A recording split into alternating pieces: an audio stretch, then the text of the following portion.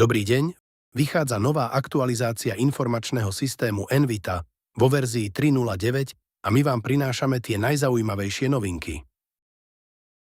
Pri výbere role kontaktu je teraz možné sa pozrieť, či môže byť na vybranej prevádzke k jednej roli priradených viac kontaktov alebo iba jeden jediný. Modul odpady.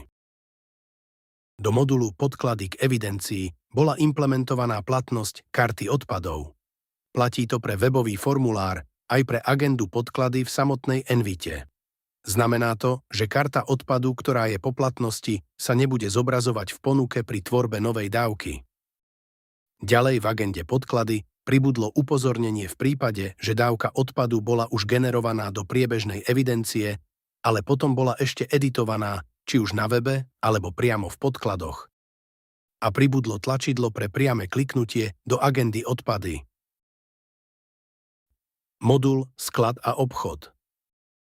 Je možné si upraviť veľkosť písma pre tlač informácií o vážení na skladovom doklade. To znamená veľkosť písma, hmotnosti vozidla na váhe pri príchode a následnom odchode.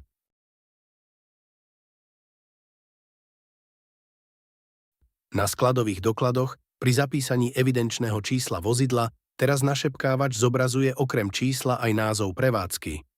Užívateľ tak rovno vidí, ku ktorej prevádzke číslo patrí. A naopak je možné tiež začať písať názov prevádzky a našepkávač zobrazí všetky evidenčné čísla vozidiel, ktoré k nemu patria.